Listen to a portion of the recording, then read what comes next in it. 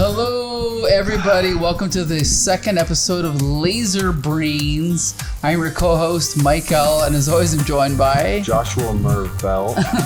I don't think we can hear you. Clearly disguised as a Transformer. Yes. Maybe we should get rid of the whole mask idea. Yeah, in case you didn't know, that was obviously a Transformers cosplay. Mm-hmm. Successful. Yes. One of the Junkions. Yes, obviously.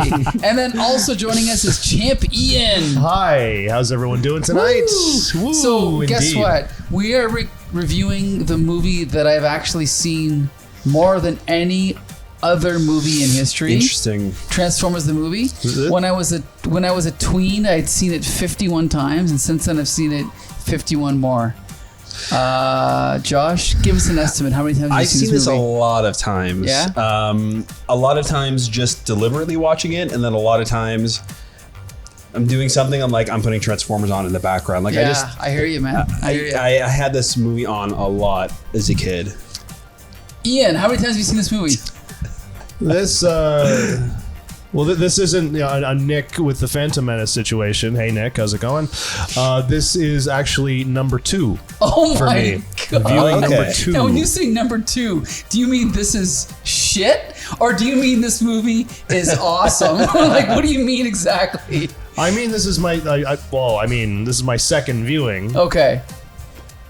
And infer into that what you will. Here's the thing. It's hard to separate the memories.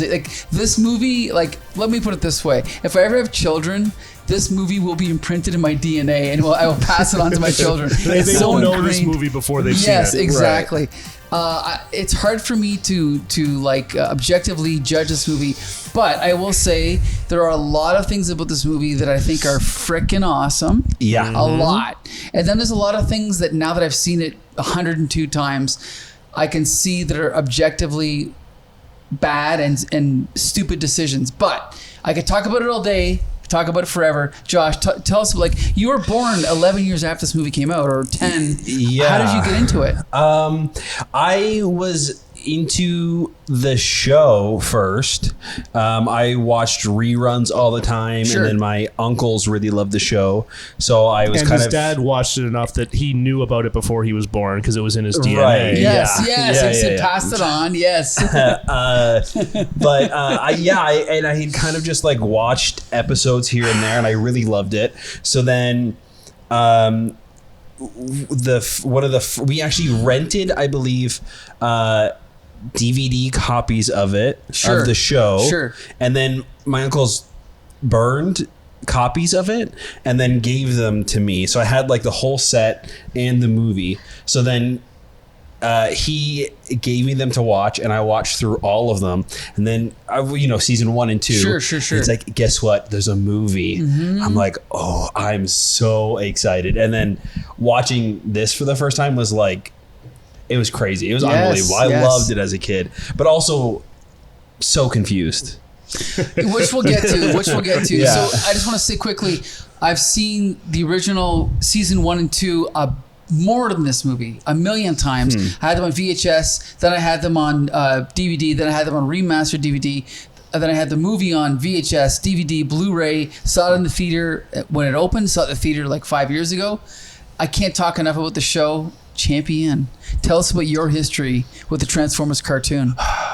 Well, I'm going to say that my early Transformers history is probably the same as yours. Okay. Not so much yours, but we came up around the same time. Sure. And when the original Transformers cartoon was out, it was religion. Yeah. It was religion. It is what we, as little kids, talked about on the playground. True. Right? At recess, we talked about Transformers.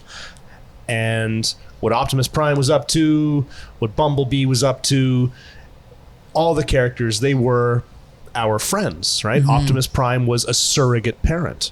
True. This was very, very serious stuff. Yes. For kids. We would have been probably 8, 7 years old at the time. Yeah. So a very impressionable age.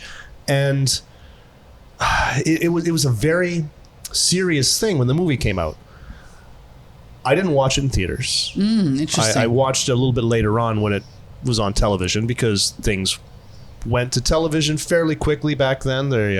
Actually, I'm going to argue it took many a year to go to television. Oh, did it really? Yeah, I waited like a full year for it to go to VHS. So maybe you saw it on VHS or cable. Maybe you saw it on cable. Possible. It's possible. Maybe cable, it might be on cable or something like that. But it was heartbreaking. Yeah.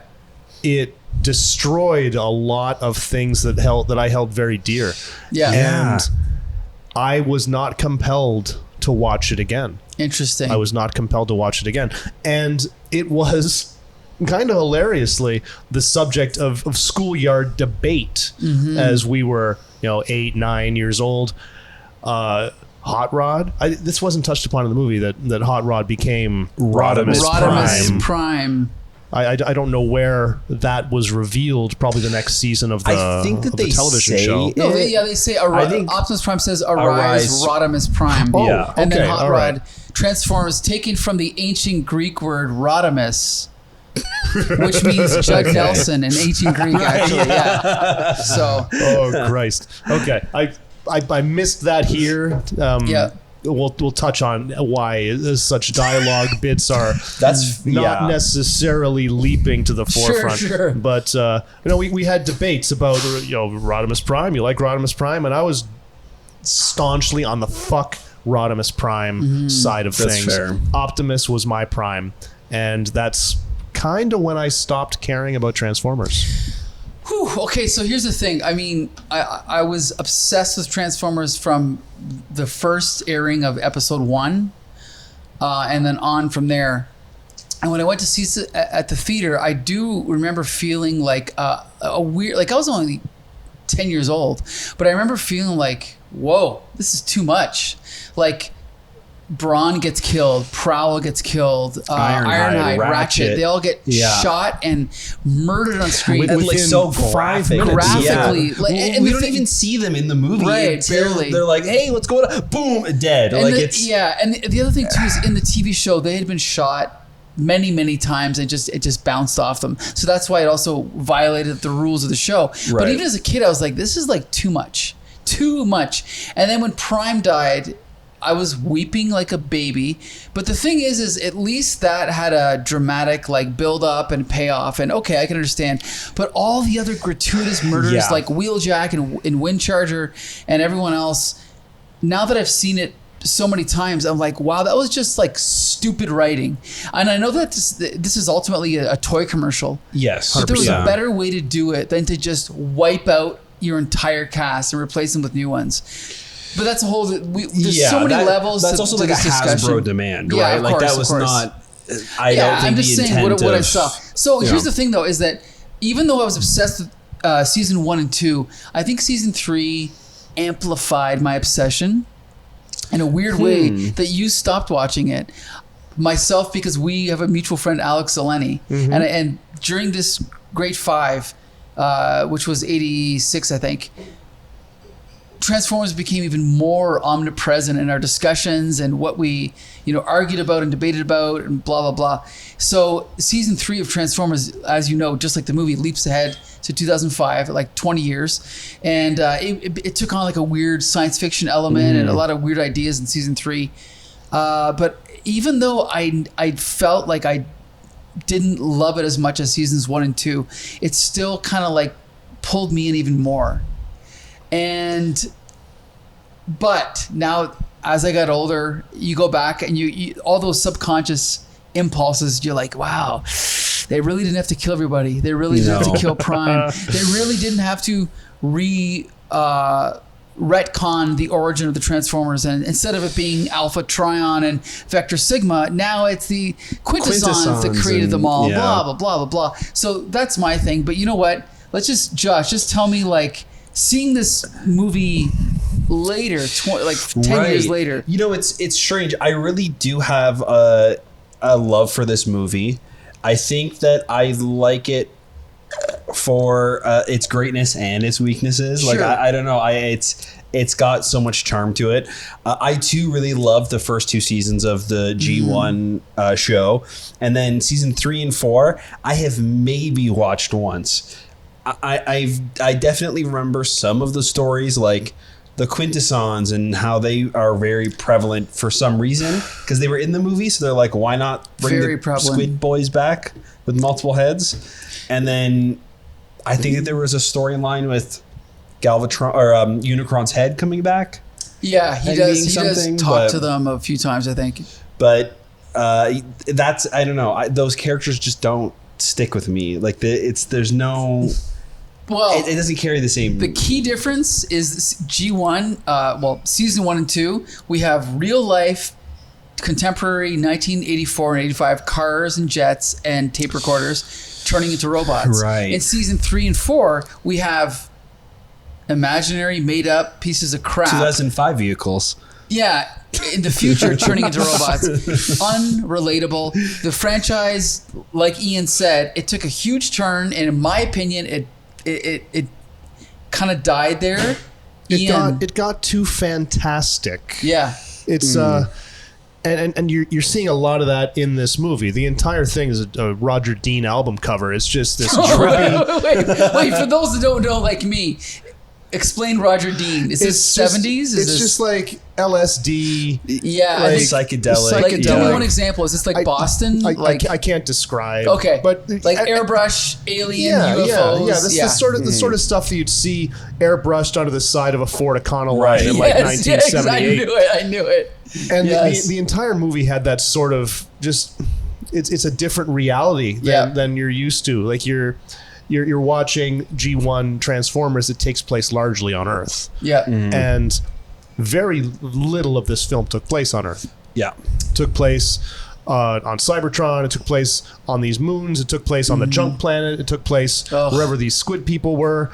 And it's just like I'm just having acid. I've never done acid, Mom, but I'm just having these flashbacks as I'm watching this. I'm like, where is this, and why, Right. and why is this so confusing? And who are these new characters that I'm sure are going to be turned into toys that I'm going to have to ask my parents to buy? Right. It was too much. It was too different. It was just too weird, and it lost that sort of grounding that I think made the original seasons of Transformers charming, because it started off a story of these transforming robots that came to Earth and how they interact with us Earth people. Mm-hmm.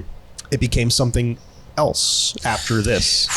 And I think if they were to switch up the stories and have the Transformers that we know and love decide that they need to go to space and go on these adventures, I think it could work if they hadn't killed them all off. Yeah. Right? Like it's hard to follow along the same show with brand new characters and brand new story and a brand new genre of thing. Like it just doesn't work. It doesn't. But You're right. if Ratchet and Ironhide and Prowl, like the people that we love, are going out there on this adventure, we can expand on them, and it's a way easier sell for me to like pick up this new story. Well, you know, There's actually. Go ahead, Ian. I agree with that entirely.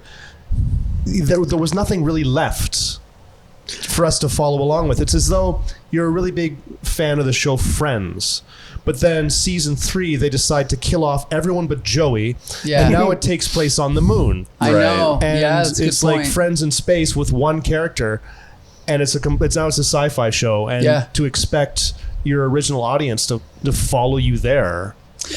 That's a they're great not going point. to. There's actually a real world explanation for this. So apparently, as we've talked about on the show before, the original Transformers line was a combination of 2 or 3 Japanese toy lines, which were amalgamated in America, and they were sold. The origin story was created by Marvel Comics. Jim Shooter, Denny O'Neil, and then Bob Budiansky, who created the backup story, like the Cybertron, 4 million years ago, transforming all. Bob Budiansky came up with almost all the names. And then, like you said, Ian, the key is they are robots, but they transform into a recognizable car. Recognizable to us. Yes, to on us. Earth. And then even when they're in the robot form, we see the tires, we see the doors, so it's recognizable. And someone pointed out the key to the success of the toys was most toy collections at the time were a driver and a vehicle. This was the first toy collection where there were one thing. That's the key, right? So then what happened was apparently they adapted, a group of the designs in the first year. Then the second year they had all the leftovers, and then they ran out around the time of Astro Train. So I think Astro Train was the last one. Right. Blitzwing might have been like the cutting off point, like the new one, and there was probably all the ones that survived this movie, right? Well, actually, wait. There's more to it than that. What happened was there was a few leftovers. There was actually more guns than Megatron, which is so cool. They didn't use them. There was a bunch of trains that combined into a robot, which I want to see. And then there was like a weird egg that turned into they didn't use that one. So instead of using those other guns and the trains, they're like, let's just design our own. The Americans I'm talking about. And they're like, okay, we got Hot Rod, we got Cup, we got Blur. And they're like, yeah, but we're not smart enough to make them transform into like recognizable objects. So we'll just make them turn into like pieces of shit. Right. We'll turn them into like a cube-ish shape, and then we'll stick wheels on the bottom there. Exactly. So that is wherever the wheels end up when they turn into a human, that's where they'll be. So that's what happened. And then the writers had to go, oh, well, how do we explain these ugly, weird-looking designs so that it's probably the cart before the horse, where they went, oh, well, maybe it's in the future, blah, blah, blah. And it all just came from there, I think. So that's why you have to set it 20 years in the future. But like you said, Ian, you're watching the show. Now, at this point, there had already been like 65 episodes of the show. Us as kids are all attached to it. Then you go to see this movie, and they wipe them out within like 10 minutes. And you're like, what the hell is this? Now, don't get me wrong. Some of the new characters were cool, but it would have been nice for them to just kind of join the team. For it to happen organically. Right. Not just let's kill everyone off, and now who are these people? Right. And here's the thing, too. I've seen this movie, like I said, 100 times, and I never noticed something until just now. They spend the whole middle act of the movie on two planets, okay? Junkion and the Quintesson planet. Yeah. The Quintesson planet, cool characters, great design. There were never any toys of them in G1. So they spent all that time to introduce the Sharkticons, which consists of one figure. Wow. There's no toys for the guys they meet up on the surface. There's only a toy of the actual Sharkticons. There's no Quintesson toys. So one toy. They go to Junkion. There's no toys of the other two Junkion designs. There's only Wreck-Gar. So they spend the whole middle act of the film to promote two toys. Wouldn't it have made more sense to have this adventure through space with Blue Streak and Cliff Jumper and Jazz and Wheeljack, and then they go to maybe a planet and they meet Springer and they meet Hot Rod, and that's where you introduce the new characters, right? Or something. just have it on Cybertron. Yeah, or have it on Cybertron. You're right. It's Earth and Cybertron the whole movie. Yes. And I can believe that there's a group of Transformers on Earth and there's a group of Transformers on Cybertron. The ones on Cybertron look spacey. Yep. The ones on Earth are Earth cars. Good point. Know? And then you can just have them because they didn't have to adapt to Earth forms. Yes, that makes sense. You're right.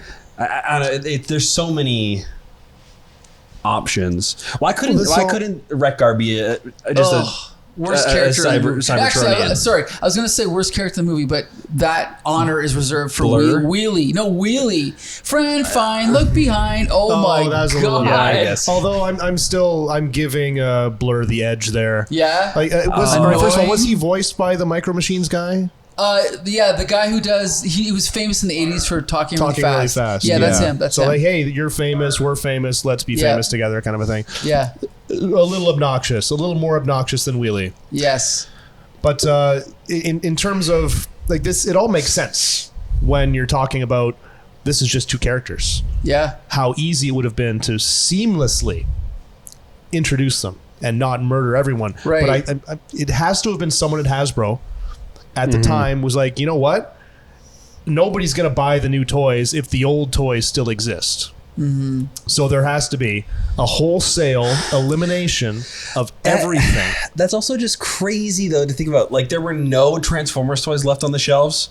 The second you kill them off, why am I going to go buy Ironhide now? Right, you know what I mean? Like, why am I going to... They're gone.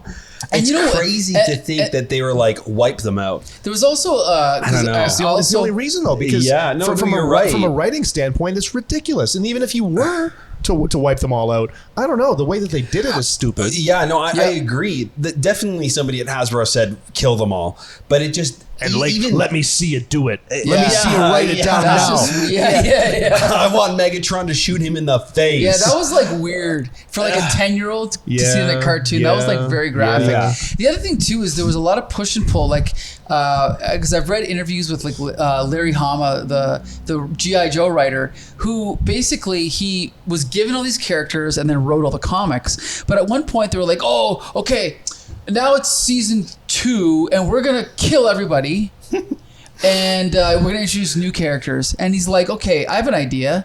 Instead of introducing a new infantry soldier called who was it? I don't remember who it was. But why don't we just give Grunt a new costume so that the readers or the viewers can follow along their favorite character into a new costume. But they're like, no, let's just get rid of them. In fact, they wanted to kill Duke after season 1. They're like, no, we're going to replace him with Flint. And he's like, why don't I just keep them both? We're like, okay, fine. So there was a lot of really stupid decisions going on behind the scenes, and that there had to be pushback just to keep these old characters around. You know, it was weird. Megatron turned into Galvatron. So there's why, you know what I mean? Like, why couldn't you do that with a lot of the other characters? Why not give them like new armor or have Bumblebee turn into a new car now? Well, they did later.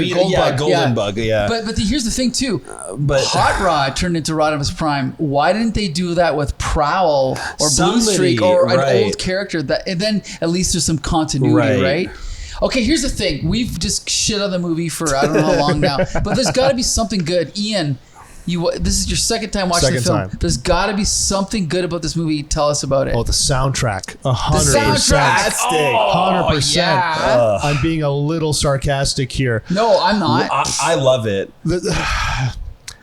There were parts of this like, all right, I was tapping my feet. Yeah. Right? Okay. Yeah, you were. There were some some jams in this soundtrack, and the crowd loved it. Yeah. And when the touch gets going, you can hear people going, yes. Of course. But this soundtrack did not let up at all. That's okay. Through the entire film, it's just 80s rock anthems from start to finish, and I don't think it always followed the tone. I think it didn't give the movie time to breathe. There was no space to reflect on what's happening because you've got some rock jams kicking out no matter what's happening. And the score itself is really good. Yes. They do like a full orchestra score of like the original TV show music, and they kind of like upgraded it.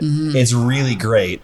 You mean the new version by Lion? Is that what you mean? The opening song? The opening song, but just like also the background music, the score of the TV show. You can hear it in the background of this one, and it is like amped up because it's not just like a kid's cartoon. It slaps? No, it's really it is really good, and I don't mind all of the like the rock and roll songs when it's like a big battle and a lot's going on, but when there's moments like finally Hot Rod has the matrix of leadership and he's becoming Rod, you got the again. It's like, wait, what? Yeah, how many times have you heard this song? It's like 3 times we've heard this song already. Yeah, it is a little bit ridiculous to have it happen again. I think it would have been better in that moment to have a score because you don't hear like a song, like a sad song about my best friend, my father, he's dying. Well,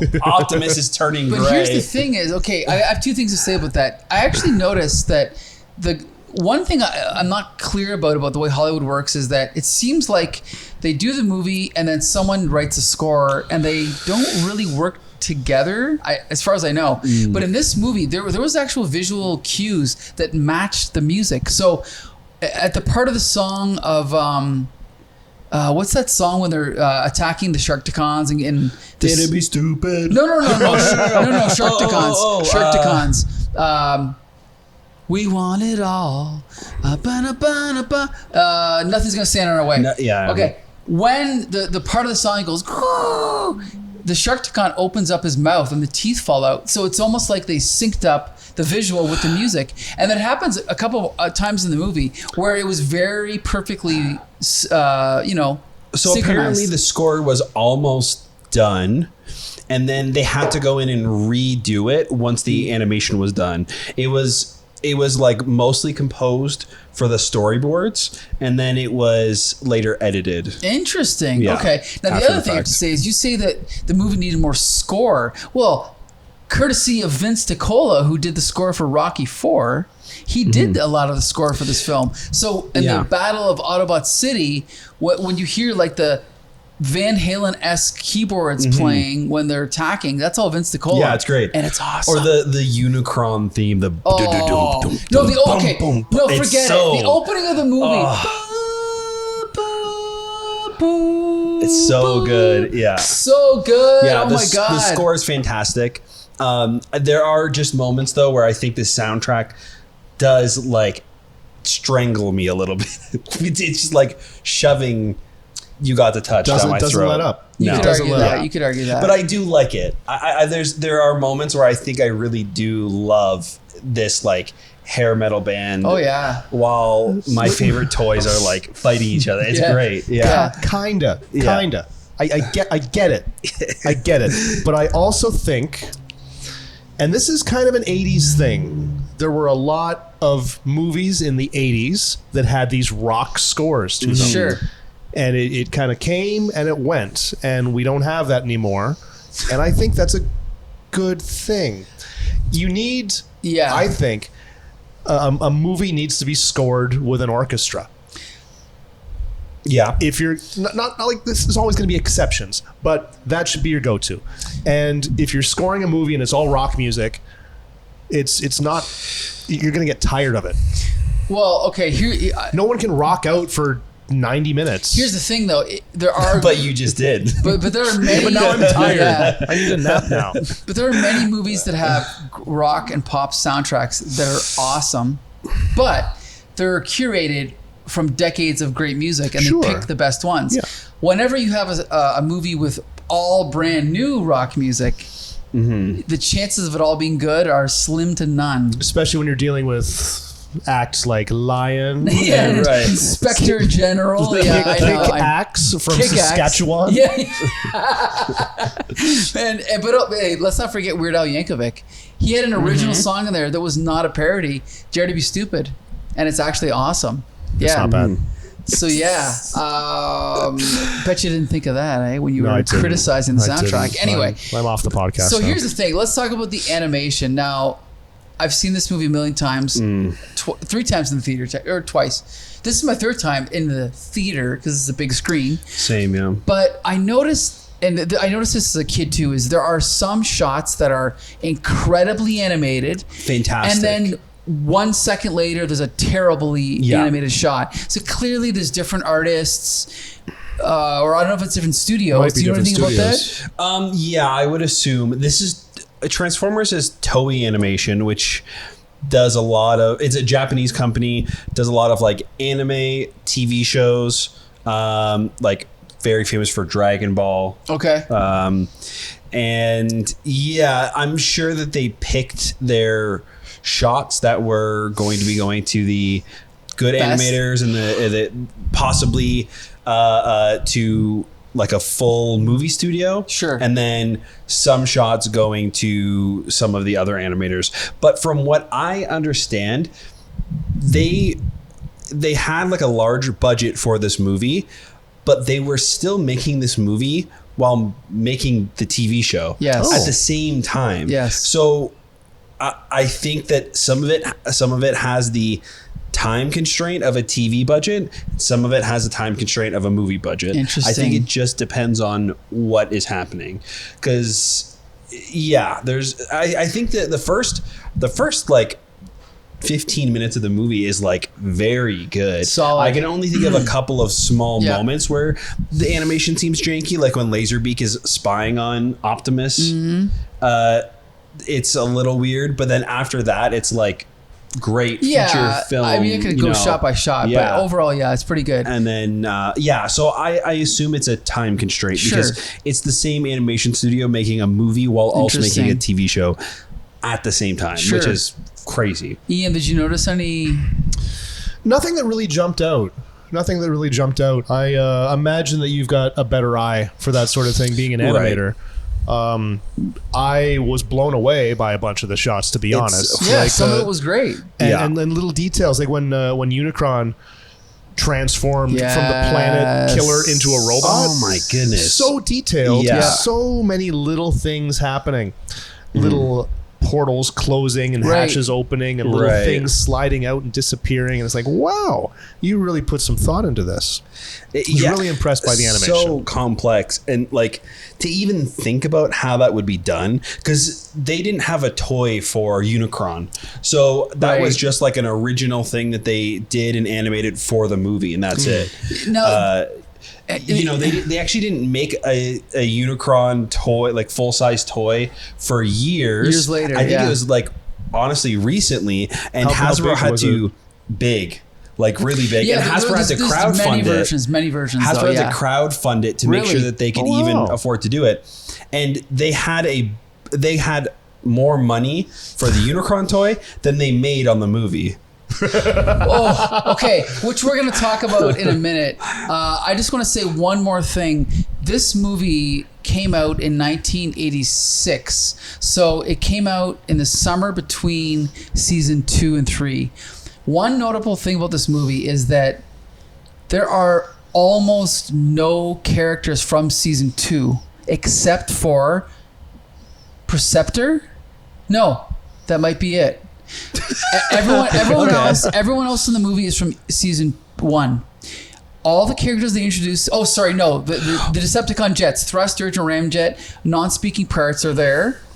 None of the cars like Smokescreen. That makes sense because this movie was greenlit during season 1, which is crazy to think about, but so again they're making season 2 while making this movie, right? Like it's all happening and even at the same time. That Devastator is the big bad, by this time they'd already introduced Menasor, Bruticus, right? And so it's like they didn't even know about them when they were writing this movie. Now, the one thing we should point out is that Transformers, as you know, Ian, and you might know, was a phenomenon in the mid 80s. Yes.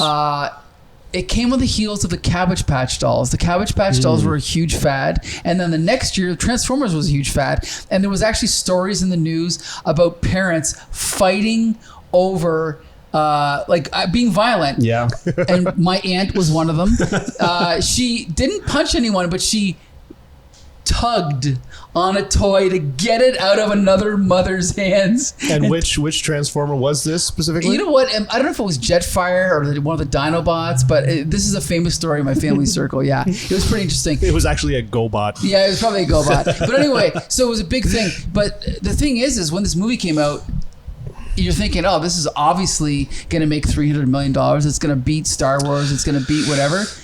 But it bombed. Yeah. Just like the Strawberry Shortcake film, which also came out around the same time, it bombed. And I have no idea why. But it's like I went and saw it, but now that I look back on it, like for example, when a really big movie comes out, like a Star Wars movie or, a Dark Knight by Chris Nolan, I'll go see it 3 times just to kind of like cast my vote. But this movie, as a 10-year-old, I'm like, oh, I'll go see it once and that's it. I should have gone to see it 3 times, right? To contribute to Hasbro's, stock. Which is what you're thinking as a 10-year-old. Yeah, but it's like I went and saw it once. I thought that's it. But it bombed at the box office. Josh, do you have any theories? I have no idea. Probably because of everything that we've talked about so far, none of our characters are there. Okay. Like it doesn't feel, the first 10 minutes feels like a Transformers movie, and then after that I don't know who the fuck Ultra Magnus is, and nor do I care to learn. Right. Like he looks high half the movie. He doesn't have any sort of personality. Like I don't know. I don't like him at all. Shitty toy. Toy. Oh, are you familiar with the toy? Oh, yeah. It's basically just a truck added on to the body of Optimus Prime. Complete crap. Anyway, but that's another story. It's just... I just don't think it resonated with people because people's Transformers weren't in the movie. I don't think it was just Optimus Prime dying, because I think that Optimus Prime dying in this movie works. Yeah, I think it does work. Sad. I cried the first time I watched it, but like, it feels like they set it up and had a great payoff for that moment, and it is kind of like the turning point in this movie. It's not only like emotional, but it's part of the plot. Like, Optimus dying and passing the torch is the whole point of this movie, and that could have worked as a concept and as a way to get us to buy new toys. But the fact that they wiped everybody out is, and without like any sort of ceremony, like nothing. Right. It's just like, yes. Except for Starscream, he had a very ceremonious death. Yeah, his death was good and it was earned. Mm-hmm. But Ian, why do you think this movie bombed at the box office? You see, I think when you get a big movie like Star Wars, where there's a big buzz about that,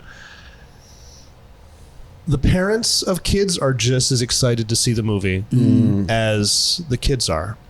Something like Transformers, when we're kids, we're being put in front of the TV to watch this movie so our parents can go do something else. That's a good point. So when the movie comes out, are parents going to excitedly rush to the theaters, or are they going to grudgingly be dragged to the theaters? Right. I think it's probably the latter. I think a lot of parents found excuses why they couldn't go to the theater. Maybe a lot of channel changing when the trailer came on. If I don't know how often this sort of thing would have been on TV, but I don't know. I don't think that parents were as excited to see this. Yeah, we're not buying Transformers. We have Transformers at home. Yeah. Well, it's also a case of, as we've seen in the past, whenever a TV show gets turned into a movie, like even X-Files, super successful TV show, the movie comes out and it just does okay. Twin Peaks, the movie Fire Walk With Me did okay. Have you ever heard of a TV show becoming a movie and doing exceptionally well? I can't think of one. Star Trek, maybe?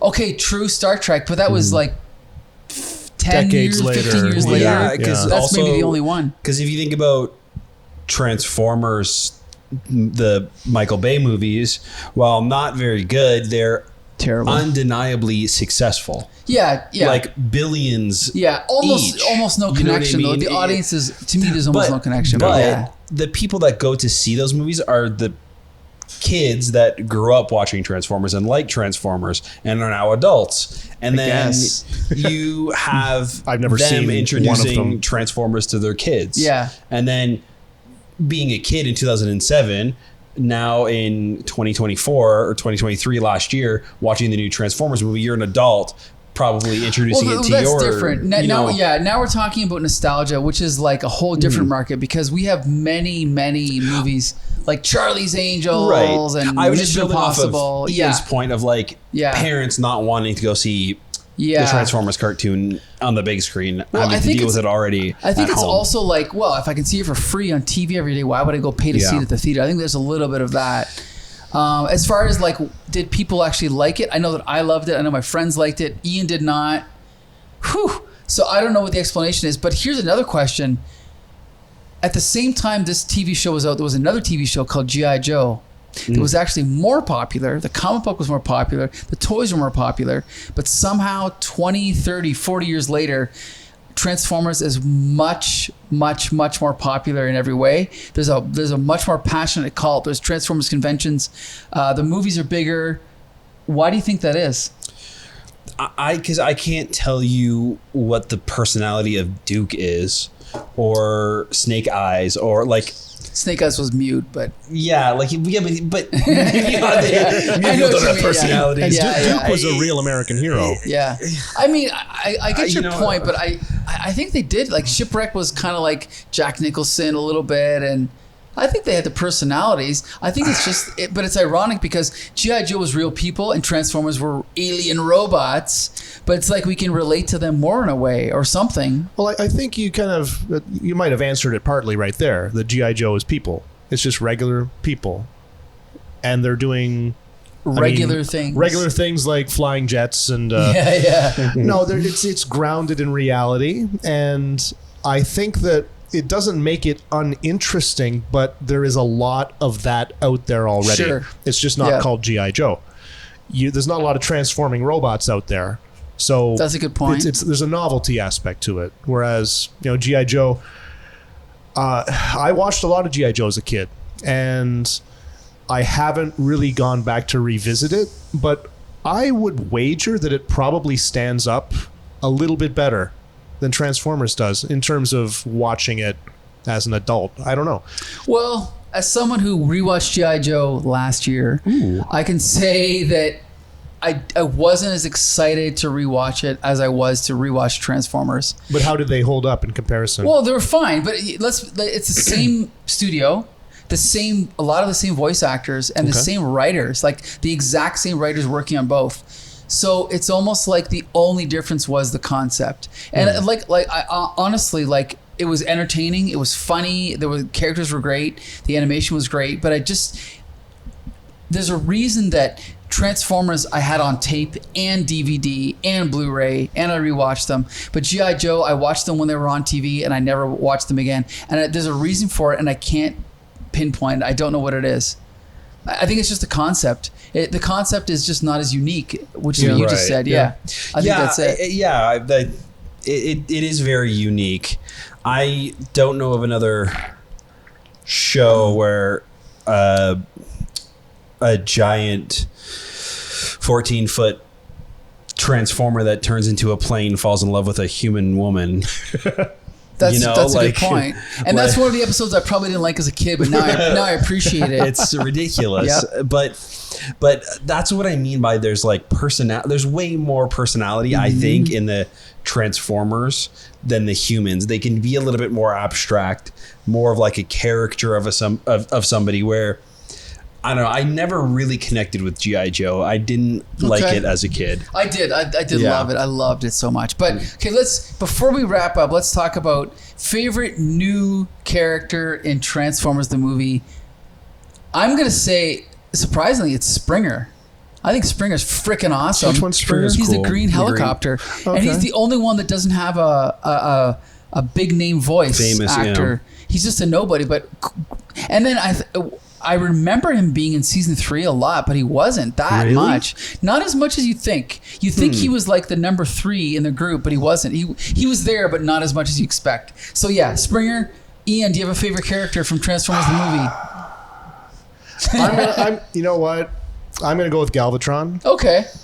I mean, voice acted by Leonard Nimoy. I think that he did a great job. Really great. And the continuity between Megatron and Galvatron. Sure. It wasn't just like, who the hell's this guy? No, like you get his backstory right there. Yeah. Unicron saves him, gives him a new body, gives him new henchmen, and now you got to go and get the MacGuffin for me. So, Galvatron. Okay. Josh, favorite new character in this movie? I liked Cup the best. Yeah. I think he was the only one to me that felt like a G1 character. Okay. Like he had so much personality. I liked him being like the gruff, grizzled war veteran, and like the fact that he's like telling stories all the time and relating things to, like, he felt like he had just personality and things to do that weren't just like a gimmick. Okay. You know? My problem with him is that he should have transformed into something that also gave you that sort of vibe. Right. Like, I wasn't sure pickup truck. Yeah, like a but weird like truck a Cybertronian pickup truck. Yeah. So I agree. Like his robot form was jankier, right? He looked old. So his vehicle form should have also looked old. Good point. Yeah, maybe like an old war Jeep or something. Yeah, to something. Give And like him falling like apart kind of. So, Yeah. okay, least favorite character, like I've said it before, it's got to be Wheelie. That terrible toy design and annoying voice, it's Wheelie for me. Least favorite, what do you think? Blur. Blur? Oh, Yeah, Blur, okay. I just couldn't I can't stand Blur. Okay, Ian, who's your least favorite character? Grimlock. Oh, just because he kept saying his name, I was annoyed by it. Just Grimlock. But he wasn't a new. You gotta give us he wasn't a new character. Oh no, he was in season 1. Season 1? Oh yeah. Seriously, Dinobots are that old? Oh Yeah, they're very old. So you got to give us a new character. Yeah, a new character that I didn't like. So Wheeljack creation. By process of elimination, the only season 1 characters are the Dinobots. So any other and Starscream. So any other character you mention with a dialogue is probably a new character. Oh boy, who am I gonna pick? Had you not taken the good ones, I was gonna go with Blur as well. Okay, but you can take Blur. Why not? I'll take Blur. I'll take Blur. Fuck that guy. Blur. Yeah, I can't stand Blur. Oh my god. At least with Wheelie, it's like this little thing. It's supposed to be like a cute little gimmick for kids. Who is Blur for? Who? That's a good point. Yeah, the entire reason he's in the movie is because they had an arrangement with this guy. Like, oh, you're popular, the Micro Machines guy. We're popular. Let's both be in a movie. That's the only reason. Like, there was no. You know what we need? We need a robot that talks real fast. That's a great idea. Who are we going to get to voice act it? I don't know. Maybe we should go check out some auction houses. Wait a minute. I saw a commercial the other day. Let's talk to this guy. 100%. No, they worked the other way, and they just let's use this gimmick and build a robot. And his dialogue wasn't funny. It was terrible. Whole gimmick doesn't even play what he says. Part in the movie either. Like him being fast doesn't help them in any way in the movie. That's a good point. Like if they introduced him and he did something with it. Not once does he. Wow, that's a really good point. You know, I don't know. I just really don't like his character. So we should also point out this is Orson Welles' finest movie. Mm-hmm. If you ever watch his filmography, it doesn't get any better than this. It does not. No.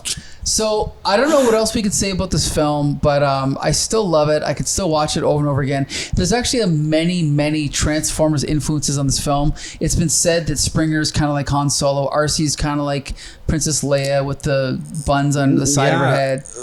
Hot Rod is Luke Skywalker fully. Yeah. I mean, there's even a moment where he's practicing with the firing droid, right? With a sword. Like it's There's many parallels. Even his voice sounds like Luke. There's his dialogue. Some parallel there too, if you consider that maybe Optimus Prime is like Obi-Wan, and then he dies. Yeah. And then Luke kind of has to take over. Good point. And I don't know. There is a little bit of an arc there with Hot Rod's character. The fact that he is in some way responsible for Optimus's death. Yeah. I just feel like I wish I would have seen him overcome that hot-headedness in the movie instead of just having a Deus Ex Machina happen to him. Yes, like when he's tied up with Cup and they get dropped into the water with the Sharkticons, have him grow in those moments to then earn the Rodimus Prime, make him earn the Matrix of Leadership. Right, it just doesn't. Yeah, he's kind of like a little fuck up, and then all of a sudden he's cool. He grabs the thing, and now he's the leader. He's a big truck, I guess. So there's many flaws in this film, but again, I still love it. I can still watch it over. You know, there's something to be said for that. The fact that we can watch it over and over and over again and still love it, right? 2 times in my case. 2 times for Ian. 102 times for me. How many times is it for you think? I don't know. Quite a bit. Maybe 30, 40 times I've seen this. Nothing. Okay. Yeah. Amateur. No, that's cool though. But here we go. Transformers the movie. It's only one of 2 good ones. Bumblebee and this one are the only 2 good Transformers movies. Yeah. So there you go. We just reviewed the best one. Be sure to join us again on Laser Brains on future episodes. We will be reviewing Star Trek II: The Wrath of Khan soon. Oh, really? Yes. Some point. If things go well. It's an excellent choice. Yes, thank you. And Josh, you can tell everybody else where you can see our podcast. That's right. You can find all of our stuff on our website at thecomicbooksyndicate.com. All of our podcasts are video formats. You can see our faces or the comics, things we're talking about. So you can also check us out on YouTube. Let us know what you guys think about the podcast, the movies, the TV shows. Who's your favorite Transformer? Leave a like, leave a comment. Let us know what you guys think and keep in touch. So until the next time, till all are one. Till all are one. Till all are one.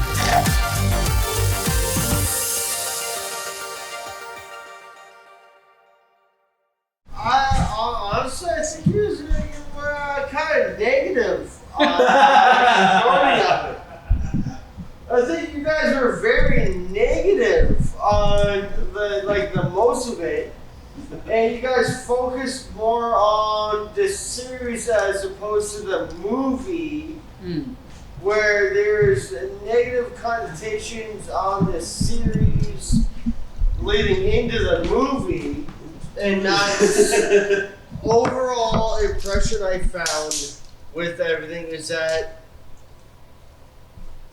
you guys kind of, I don't want to say shat upon, but you guys went to a negative connotation from the series as opposed to the movie, and then also went to the post-movie stuff.